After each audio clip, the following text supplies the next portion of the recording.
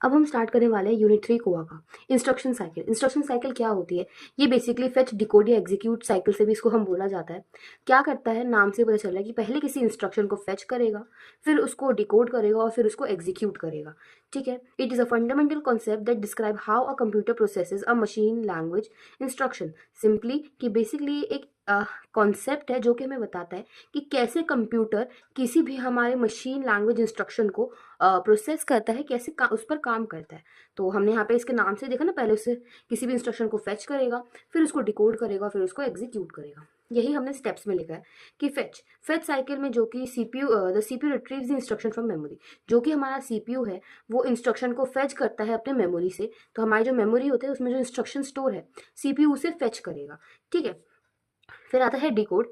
Decode cycle में क्या होता है, सबसे पहले जो है सीपीयू इंटरप्रेट करेगा कि जो भी उस इंस्ट्रक्शन में लिखा है वो क्या है। तो सबसे पहले सीपीयू इंटरप्रेट्स द इंस्ट्रक्शन, वो इंस्ट्रक्शन को इंटरप्रेट करेगा, उसके बाद वो देखेगा कि इसमें कौन कौन से ऑपरेशंस जो है वो परफॉर्म होने वाले हैं। तो वो फिर हमने यहाँ पे लिखा determine what operations need to be performed. फिर हमने देखा दिस इन्वॉल्व्स आइडेंटिफाई ऑपकोड और एनी ऑपरेंड। मतलब हमारे डिकोडर ने क्या किया, सबसे पहले जो भी सीपीयू से इंस्ट्रक्शन था, जो भी मेमोरी से हमने इंस्ट्रक्शन फेच किया, उसको इंटरप्रेट किया। ठीक है, फिर डिटरमाइन किया कि इसमें कौन से ऑपरेशंस परफॉर्म होने वाले हैं। फिर उसने ये जो ऑपरेशंस है वो कहाँ परफॉर्म होंगे, ठीक है, वो कौन सा ऑपरेशन होगा और वो किन ऑपरेंड्स के ऊपर परफॉर्म होगा वो उसने डिसाइड किया। ठीक है, फिर आते हैं एग्जीक्यूट। एग्जीक्यूट क्या करता है, CPU performs the operation specified by the instruction. जैसे कि अभी हमने देखा कि जो सीपीयू है वो सारे ऑपरेशंस करता है जो कि उस इंस्ट्रक्शन में गिवन होते हैं। ठीक है, जो कि इन्वॉल्व कर सकता है, जैसे कोई भी हमने डेटा राइट कर दिया, ठीक है, कोई भी अर्थमेटिक या फिर लॉजिकल ऑपरेशन, या फिर कोई भी manipulating the control flow of the program. तो ये कुछ हमारे हम कह सकते हैं कि ये कुछ इंस्ट्रक्शन हो सकते हैं कि तुम्हें कोई डेटा राइट करना है, ठीक है, या फिर तुम्हें कोई परफॉर्म करना है अर्थमेटिक या लॉजिकल ऑपरेशन किसी भी डेटा के ऊपर, या फिर तुम्हें मैनिपुलेट करना है control flow of the program. तो ये हमारा इसमें आता है इंस्ट्रक्शन। अब हम आते हैं अपने इंस्ट्रक्शंस पे। Instruction are set of machine language instructions. Basically जो भी हमारे मशीन लैंग्वेज इंस्ट्रक्शंस होते हैं उनका ये एक सेट है जो कि कोई पर्टिकुलर प्रोसेसर ही अंडरस्टैंड करता है और फिर उसको एग्जीक्यूट करता है। ठीक है, an instruction comprises of group called field. तो जो इंस्ट्रक्शन है वो कुछ ग्रुप हमारे क्या कहते हैं रखता है अपने पास, जिसको हम फील्ड्स बोलते हैं। तो वो फील्ड्स क्या होते हैं, वो होती है ऑपकोड, एड्रेस फील्ड और हमारा मोड। ऑपकोड क्या होता है, specify operation to be performed. जैसे हमने पहले देखा था कि डिकोड साइकिल में ऑपकोड और ऑपरेंड वो देखते हैं। तो ऑपकोड क्या है कि कौन सा हमारे को जो ऑपरेशन है वो परफॉर्म करना है, और ऑपरेंड्स होता है कि किस पर परफॉर्म करना है। ठीक है, तो opcode basically specifies operation to be performed, कि कौन सा ऑपरेशन परफॉर्म होने वाला है वो हम ऑपकोड में लिखते हैं। Address field contains the location of the operand. ठीक है, ऑपरेंड क्या हमारे एड्रेस फील्ड क्या करती है, बेसिकली हम इसको एड्रेस फील्ड बोल सकते हैं या फिर आप इसको ऑपरेंड भी बोल सकते हो, जो कि हमारा लोकेशन, जो भी उस ऑपरेंड का लोकेशन है उसे कंटेन करती है। फिर आता है मोड, कि how operator will be located. ठीक है, देखो इसको ऐसा प्रेजेंट कर सकते हो, यहाँ पे मोड होता है, यहाँ ऑपकोड होता है, यहाँ पे ऑपरेंड, या फिर आप उसको एड्रेस लिख सकते हो। ठीक है, तो ये ऐसे बनता है, आप ये देख लो।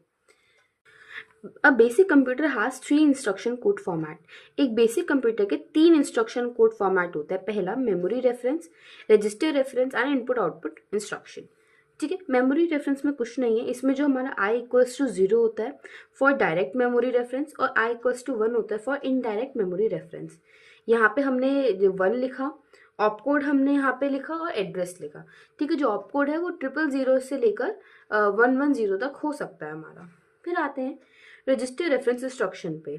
इसमें क्या होता है, इसको हम रिप्रेजेंट करते हैं, ऑपकोड हम 111 रखते हैं, ठीक है, 0 हम इन द लेफ्ट मोस्ट बिट रखते हैं, लेफ्ट मोस्ट बिट में हम 0 रखते हैं। ठीक है, अब होता क्या है, बेसिकली स्पेसिफाई करता है हमारे किसी ऑपरेशन को या फिर हमारे एक्यूमुलेटर रजिस्टर को। ठीक है, हमने यहाँ पे भी देखा था कि इसका ऑपकोड क्या होता है 111, तो हमने यहाँ पे 111 लिख दिया। लेफ्ट मोस्ट बिट यानी कि ये, तो इधर हमने 0 लिख दिया और यहाँ पे हमने रजिस्टर ऑपरेशन लिख दिया।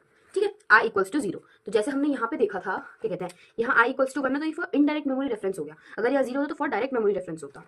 ठीक, इनपुट आउटपुट इंस्ट्रक्शन क्या करता है, ये भी हमारे इसी की तरह रजिस्टर रेफरेंस की तरह ही है, लेकिन इसमें क्या होता है, it does not need a reference to memory.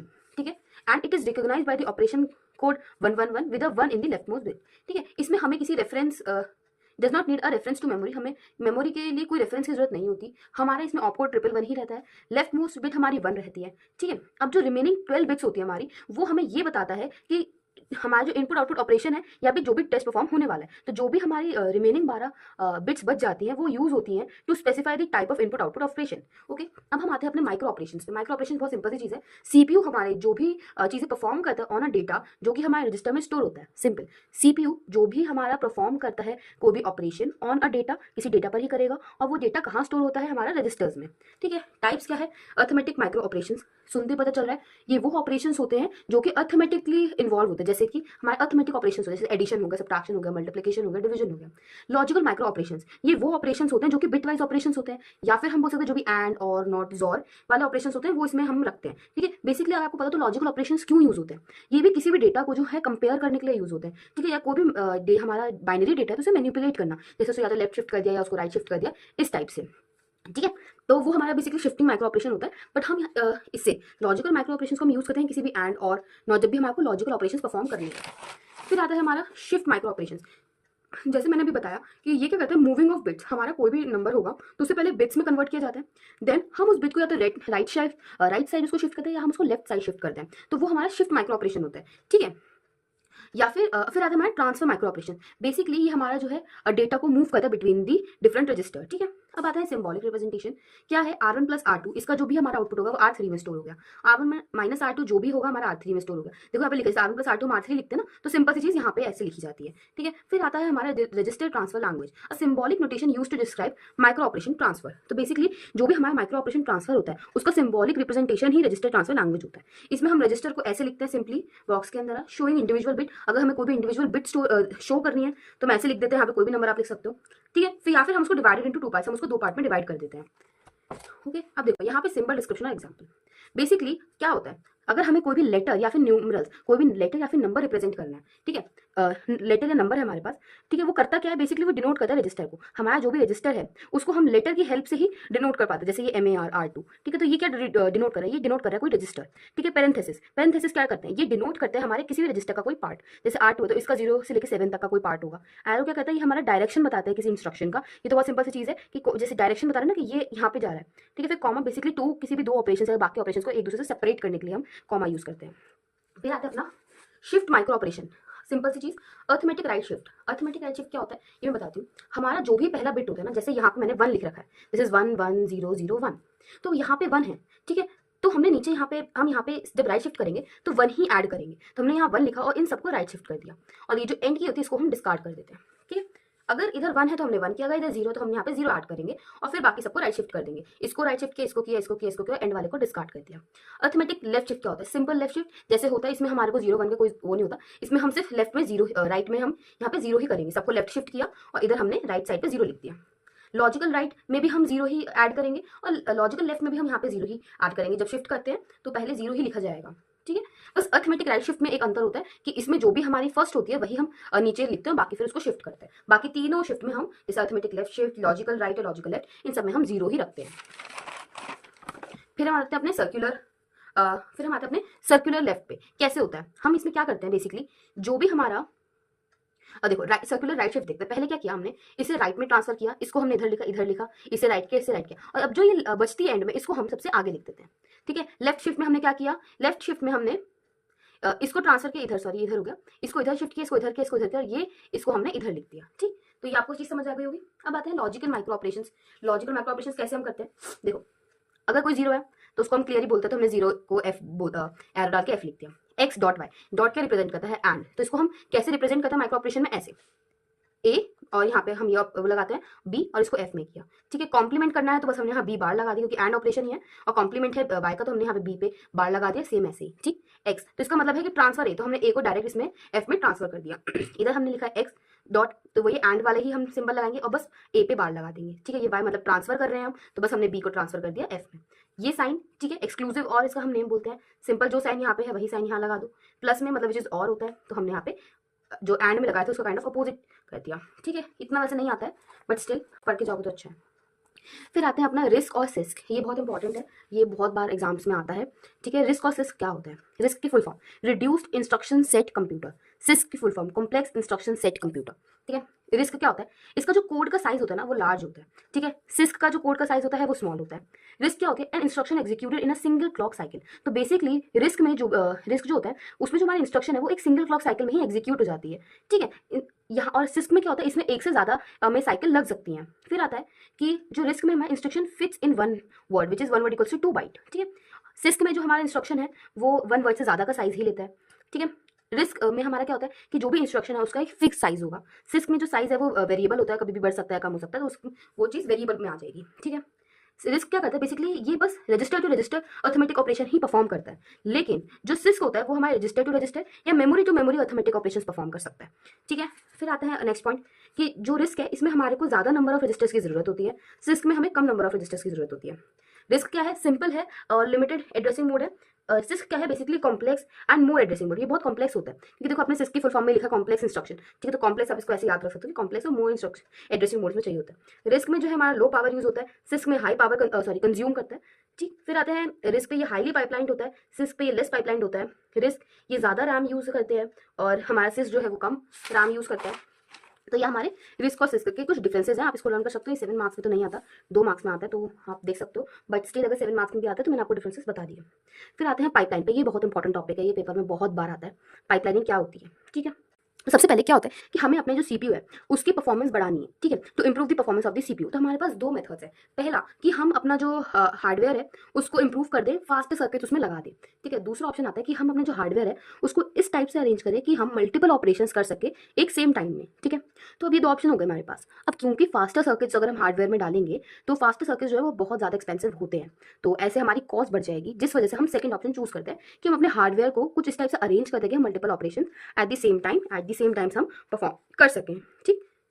फिर आता है पाइपलाइनिंग पे। अब हमें ये समझ आ गया कि हम पाइपलाइनिंग यूज क्यों करते हैं। बेसिकली हम इसीलिए यूज करते हैं क्योंकि हमें अरेंजमेंट करना होता है अपने हार्डवेयर का, ठीक है। तो पाइपलाइन क्या है, basically it is a process of arrangement of hardware element of the CPU. हमारे सीपीयू में जो हार्डवेयर एलिमेंट्स है उसको हम अरेंज करते हैं इस टाइप से कि हमारा जो ओवरऑल परफॉर्मेंस है वो बढ़ जाए, ठीक है, बढ़ जाए। Simultaneous execution of more than one instruction take place in pipeline processor, ठीक है। तो क्या हम बेसिकली जो अपना हार्डवेयर एलिमेंट्स है, ठीक है, उसको हम इस टाइप से अरेंज करते हैं कि जो हमारी क्या कहते हैं ओवरऑल परफॉर्मेंस है वो इंक्रीज हो जाए और हम एक या एक से ज़्यादा इंस्ट्रक्शन जो है प्रोसेस कर पाएँ, ठीक है। अब आते हैं अपना इसका phase diagram. Non overlap execution, अगर हम ओवरलैप एग्जीक्यूशन नहीं करेंगे, ठीक है, तो कैसे होगा। हमारा ये स्टेज है, स्टेज 1 पे हमने I1 किया, स्टेज 2 पे हमने I1 किया, ठीक है, स्टेज 3 पे हमने I1 किया, फिर हमने इंस्ट्रक्शन 1 किया। अब देखो यहाँ पे क्या हो रहा है कि हमारा क्योंकि हम ओवरलैपिंग नहीं कर रहे तो एक बार में एक ही इंस्ट्रक्शन हमारा कर रहा है, ठीक है। तो पहले हमने इधर किया, फिर ये इंस्ट्रक्शन इधर गया, फिर ये इधर गया, फिर इधर गया। लेट्स सपोज अभी इंस्ट्रक्शन खत्म हो चुका है, पहले इंस्ट्रक्शन का काम, अब हमें दूसरा इंस्ट्रक्शन करना है, तो हमें इसके बाद जाना पड़ेगा। तो फिर इधर स्टेज 1 पे गया, फिर स्टेज 2 पे गया, फिर स्टेज 3 पे गया, फिर स्टेज 4 पे गया। तो अब देख सकते हो कि जो भी हमारे ये वाली जो है ये स्पेसेस खाली रह गई। तो ये क्या हो रहा है कि हम एक बार में बस एक ही इंस्ट्रक्शन कर पा रहे हैं, और दूसरा कि जब एक खत्म हुआ तभी हमारा दूसरा इंस्ट्रक्शन जो है वो चालू हो। तो इसमें टोटल कितनी साइकिल्स लग रही हैं, 1 2 3 4 5 6 7 8। तो ये जो है हमारा 8 साइकिल्स में कंप्लीट हो रहा है, ठीक। अगर मैं ओवरलैप्ड एग्जीक्यूशन करूं तो हमारा कैसे हो रहा है, इसमें बस 5 साइकिल लग रही है, मैं दिखाती हूँ कैसे। हमने I1 परफॉर्म किया, ठीक है। जब I1 स्टेज 2 पे गया तो हमने स्टेज 1 हमारा खाली हो गया ना, तो इधर हमने सेकंड इंस्ट्रक्शन दे दिया, ठीक। फिर जब हमारा I1 अगले स्टेज पे गया तो अब ये वाला स्टेज खाली हो गया, तो हमने इधर I2 इंस्ट्रक्शन दे दिया। तो ऐसे करके हमने यहाँ पे ओवरलैपिंग कर दी, ठीक है। यहाँ ओवरलैप हो रहा है ना, अब ये इसके ऊपर ये है, इसके ऊपर ये है, ये तो हमने बोल दिया इस हिसाब से हमारे पास 5 साइकिल लग रहे हैं। तो अगर आपको इस डायग्राम को याद रखना तो आप ऐसे करो, नॉन ओवरलैपिंग में पहले एक इंस्ट्रक्शन 1 फॉलो करो, फिर उसके नेक्स्ट इंस्ट्रक्शन 2 फॉलो कर दो। और ओवरलैप में करना है तो इसका सिंपल है कि पहले आप I1 कर दो, फिर उसी के साथ में I2 भी कर दो साथ में, मतलब जैसे यहाँ पे तो स्पेस नहीं है, यहाँ स्पेस है तो यहाँ से करना स्टार्ट हो गए। तो अब इसमें 5 साइकिल्स लग रही हैं। तो इसका क्या मतलब है कि हमारा जो एग्जीक्यूशन है, हमारा जो इंस्ट्रक्शन है वो मल्टीपल इंस्ट्रक्शंस हमारे एग्जीक्यूट हो रहे हैं। अब हमारी जो है 5 stages of pipelining. RISC processor has 5 stage instruction pipeline to execute all the instruction in the RISC instruction set, ठीक है। पहला इंस्ट्रक्शन फेच, सिंपल सी चीज़ है, ये तो हमें भी पता है कि कोई भी चीज़ अगर हम एग्जीक्यूट करना चाह रहे हैं तो उसका पहला स्टेज तो फेचिंग ही होगा, कि हम पहले कोई इंस्ट्रक्शन जो है वो फेच कर रहे हैं। तो इसमें क्या करें, in this stage CPU reads instruction from the address in the memory whose value is represent in the program counter. तो बेसिकली हमारा जो सीपीयू है वो हमारे इंस्ट्रक्शन को रीड करता है जो कि हमारे मेमोरी से आता है, ठीक है। फिर हमारा आता है इंस्ट्रक्शन डिकोड, जो भी इंस्ट्रक्शन है the instruction is decoded and the register file the access to get the value from the register used in the instruction. Second stage में हम क्या करते हैं कि जब हमारा इंस्ट्रक्शन जो है वो डिकोड हो चुका होता है तो register file is access to get the value from the register used in the instruction. तो फिर हम जो भी हमारे इंस्ट्रक्शन में रजिस्टर यूज हुआ है उसकी वैल्यू हम रजिस्टर में फिल कर देते हैं, ठीक है, the instruction is decoded and the register file is access to get the values from the register using instruction. फिर आता है इंस्ट्रक्शन एग्जीक्यूट। यहाँ पे हमारे जो भी एएलयू ऑपरेशन है वो परफॉर्म होते हैं। तो अभी तक हमने 3 स्टेजेस देखी, फेच, डिकोड, एग्जीक्यूट। फेच क्या कर रहा है, बेसिकली जो हमारा इंस्ट्रक्शन है वो सीपीयू जो है वो हमारा इंस्ट्रक्शन को रीड कर रहा है, ठीक है, जो कि मेमोरी से फेच किया गया था, ठीक है, जिसकी वैल्यू हमारे प्रोग्राम काउंटर में प्रेजेंट होती है। सेकंड में हमने किया, जो हमारा इंस्ट्रक्शन है जब वो डिकोड हो चुका होता है तो the register file is accessed to get the values from the register using instruction. और तीसरा जो कि हमारा एग्जीक्यूट है, उसमें जो भी हमारे एएलयू ऑपरेशंस है वो परफॉर्म किए जाते हैं। फिर आता है हमारा memory access. Memory operand are read and written from from to the memory that is present in the instruction. ठीक है, यहाँ पे बेसिकली कुछ नहीं होता, memory operand return from the instruction that is present in the.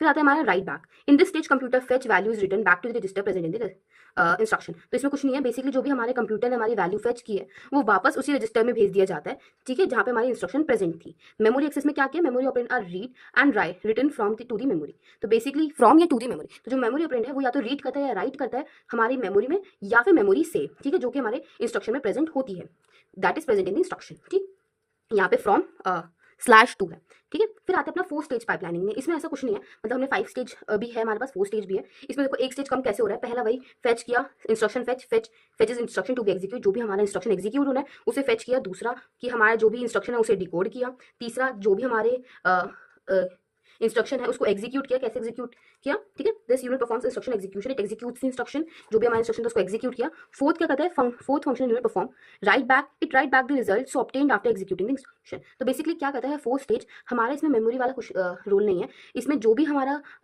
Perform होता है उसको वो वापस राइट बैक कर देता है, ठीक है, it right back the result so obtained after, ठीक है, वो जो भी हमारा रिजल्ट है, जो कि हमारा एग्जीक्यूशन, जब भी हमने इंस्ट्रक्शन को एग्जीक्यूट कर दिया था तो जो भी हमारा रिजल्ट है वो वापस राइट बैक कर देता है। तो अगर आपने देखा हो तो इसमें कौन सा स्टेज मिसिंग है, इसमें मेमोरी वाला स्टेज हमारा मिसिंग है, देखो, ठीक है, इधर हमारा बस ये वाला मिसिंग है, बाकी सेम ही चीज है, ठीक है। तो अगर मैं आपको बहुत सिंपली रिवाइज करवाऊं तो 5 स्टेजेस में क्या होता है, फेच, डिकोड, एग्जीक्यूट, मेमोरी और हमारा राइट बैक। लेकिन इस 4th स्टेज में क्या होता है, फेच, डिकोड, एग्जीक्यूट और हमारा राइट बैक। ठीक, हम देखो यहाँ पे वही फेज डायग्राम सिंपल सा जो मैंने बताया कि आपको इंस्ट्रक्शन पहले कर दो, फिर साथ के साथ सेकंड इंस्ट्रक्शन भी दे दो, साथ के साथ थर्ड इंस्ट्रक्शन भी दे दो, तो आपको ये दिख जाएगा। ये हमारे स्टेजेस हैं, ये हमारी साइकिल है, ठीक। अब आता है